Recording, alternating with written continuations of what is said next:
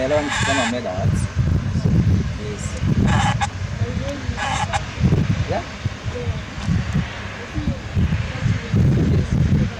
Yeah, this is a well, like this one. This is one well. Yeah, I go to now the engineering of well, how we do the wells. So Olkaria 2 give us 105 megawatts. 1 megawatt can power 3,000 homes. When we talk about 105, we can do the calculations. How many homes? So Olkaria 2 have 3 units. Each unit is 35 megawatts. And when I say a unit, it means that every unit have a generator coupled with a turbine coupled with a generator, so that can be able to generate. Okay? Then in 2010 to 2009 to 2010, we had an agreement with the government of China through Exim Bank, and we were given funding for more than 6 wells. And these wells, they are the ones that give back to. We have a power plant, called Olkaria 4 and also Olkaria 1AU that we'll be visiting. It's at 150 megawatts. This was the biggest milestone for geothermal in Kenya, because you can imagine 150 megawatts coming on the grid, national grid.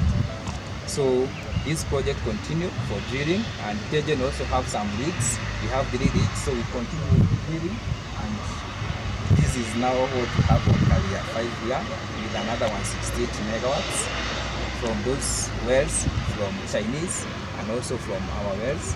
And recently we also added another power plant, that is Olkaria 6 with 83 megawatts.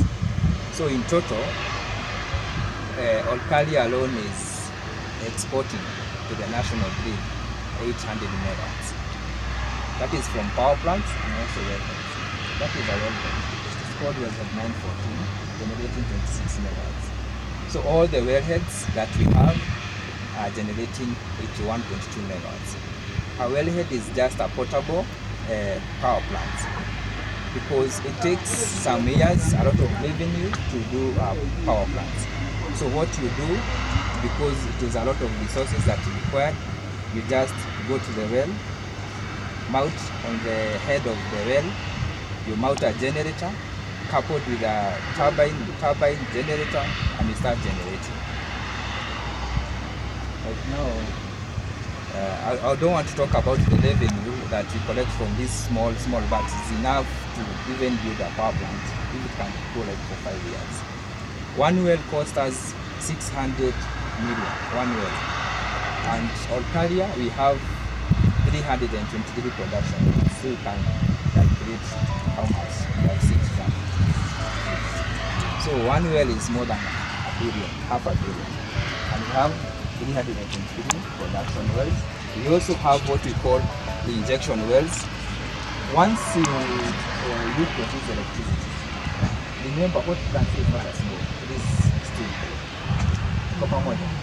So all this water that is coming from the ground, how do you take it down? Environmentalists, hello, how do you take it down? So you have to inject it back to the ground, because you cannot depend on the normal percolations system or principles of the water. Imagine a pickup of 4 lines back to the, it will take years. So every 5 production wells, we have one injection well. That is called irrigation and sustainability. In every 5 production wells, you have one injection well. Ukipika ugali, unga izidi maji, unaongezanga maji baridi ama moto? Yeah, so we do what we call hot injections. We don't do cold injections. This water, you can see this, it's normally above 220 degrees. When you go to the geothermal engineering, it is called the geothermal fields, the best geothermal fields in the world, like places in USA or in Italy or in Kenya or Olkaria. We have our aquifers, temperatures ranging between 180 to 300 degrees. the pressure that normally comes with it is more than 10 bars. We're talking about a bar. Kiweka pressure ya gari inakwanga how many bars? Your physics. Yeah, so 10 bars, that is a bomb. And that's why you can see the kind of insulation we are having. At a gari itakwanga hiyo. That's a bomb.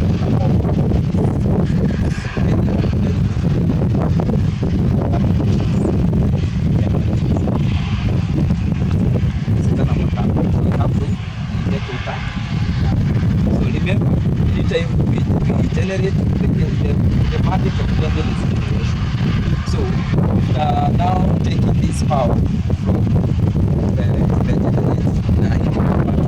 we normally get the work of a transformer is stepping up and pick up. These are now they are here, now you have to transmit. Now this is not a property of Tengen anymore, it's property of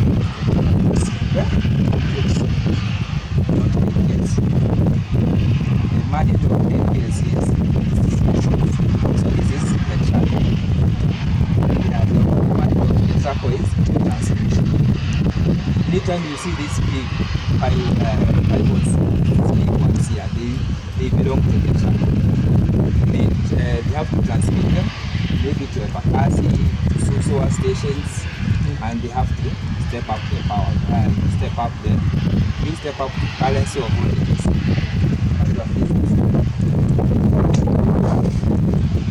Yes, step. You step up so that by the time you step up, what you call the power losses. Start your light as here as fine. Those are signs of step up. So if you can station, so now from 20 now distribution says 11 kVs and over 3 is 1 that's how the power from area get to your home. So how clean are we? So Tengen, because we generate through geothermal, currently the dispatch that we are giving to the grid is 50%. So half of power from Kenya is coming from geothermal Olkaria. It's clean energy, it's renewable energy with the concept of the recycling, we use it, how we do the water, we reuse it and all that. And that's how we say geothermal is without taking it back and all those. We also have another power source called wind power plants. They're also clean. We are doing 25 megawatts, but we have some flexibility starting 25 megawatts. We are also doing our feasibility study.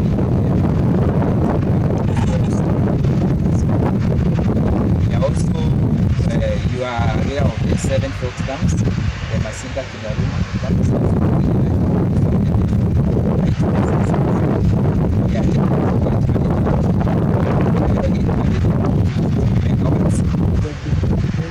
they have been there.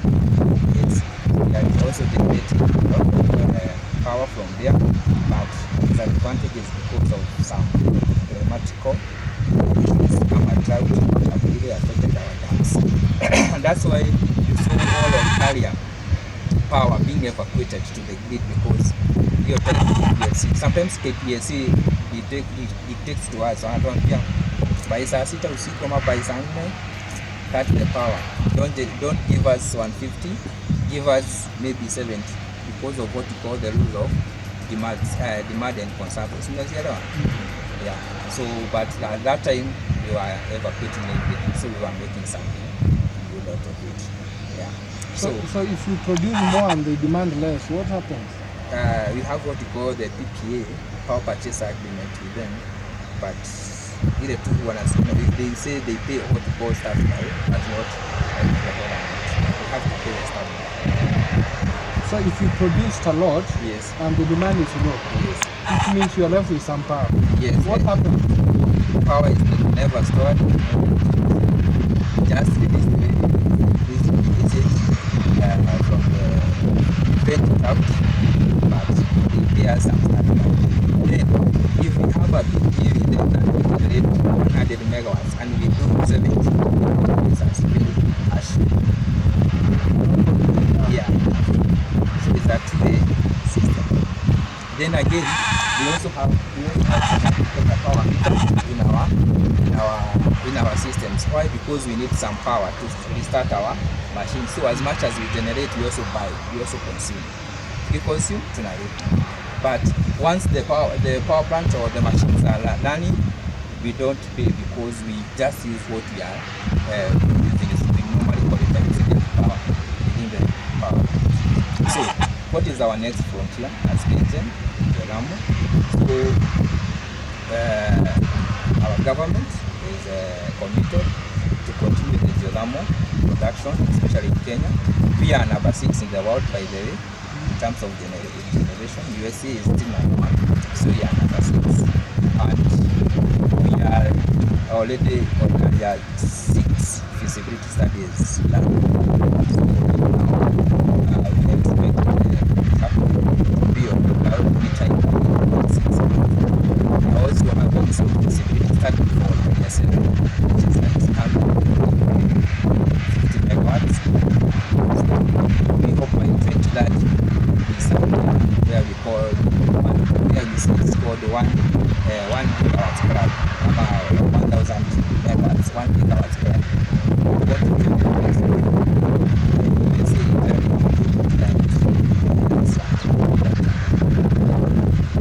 so we also have the biggest spa in Africa. It's called Geothermal spa, biggest in Africa, second biggest actually from the one in Canada.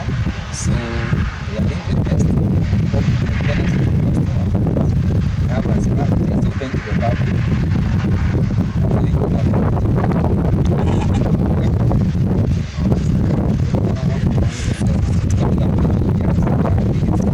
The idea of well health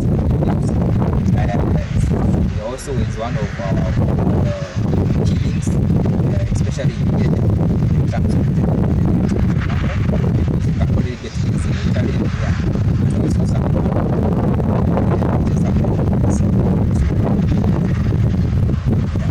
so how do we do it?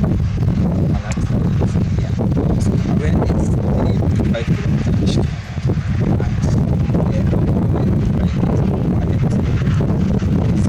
Down there is smoke, so we start with 26.5 inch casings. We call them or productive casings, 26.5 inch. Tunaenda kufika from 0 to 50 meter, we call it a top boring. Tunaweka hiyo casing kubwa, then from there to 400 we put another one called 21.5 inch casing. Tunaweka ile ndogo hivyo, tunaweka up to 400 meters. Depending on the nearing of that. If you want to do what we call vertical well,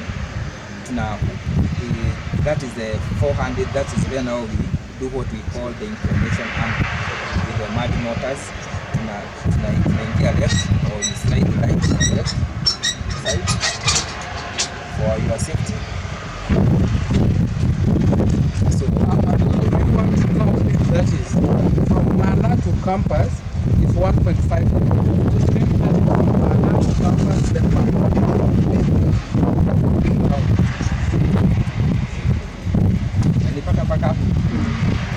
so up to at this angle we have to achieve the angle from between 200 from 400 to 600. That is the area where we achieve the angle where we want to inclinate to. So after that one,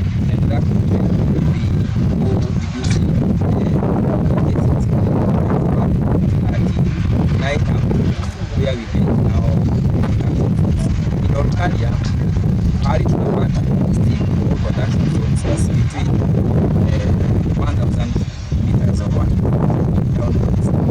This is where we start getting those fortifieds, hot magma, and those things so that we can get an outline.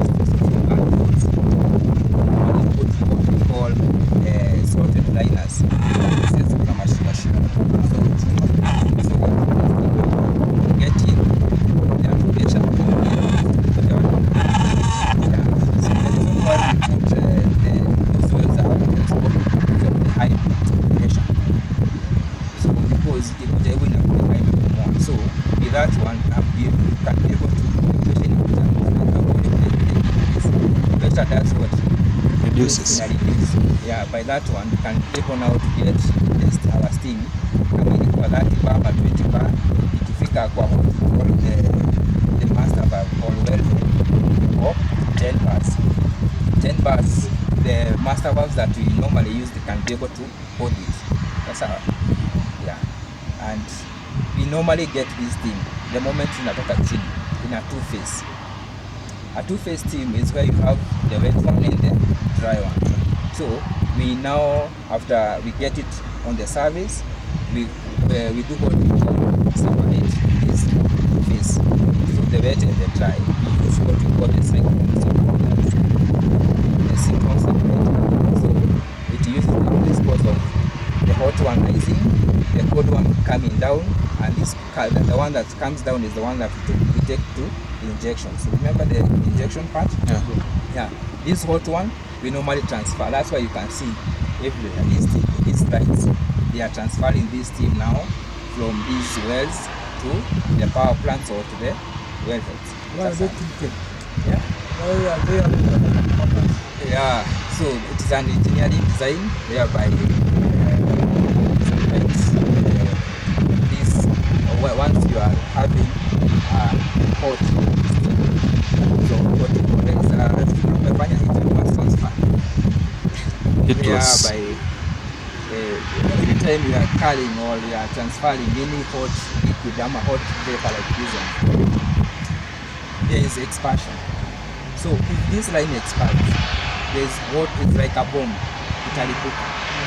So the reason why you do is corners so that you can allow that elbow to give it a room for expansion and contraction. Yes. Then again, you see some steam coming down from some of the areas. We normally do like 1 kilometer. We do like we install breather. We call them pressure drop valves. Our pressure release valves. Reduce. Inatoa hiyo maji. The reason being you cannot mix the hot one and the cold one. We cause what we call our water hammer, and it will explode as well. So in Tianjin, this project was done by Sinopec of China, but nowadays we have a fully team called Steamfield team. They are now doing some lines. We are doing it on our own. From line of the power plants, drilling to Tianjin, purely Tianjin team. And we have given our service to Ethiopia. We have 3 areas where we are drilling, also in Djibouti, and now we'll be moving to Rwanda and even Tanzania. So we are also giving our service to like this continent called Africa. Hapo tuko sawa? Yes. So I don't know kama kuna swali, na I'm sure in the power plants we get engineers there. They also explain how we take it from the cooling tower to the condenser unit to the vent stations, and even how we run this server, how these turbines work on the motors, how they work. Maybe kwa hayo. How fast is this still coming up? Yeah. How fast is it coming up?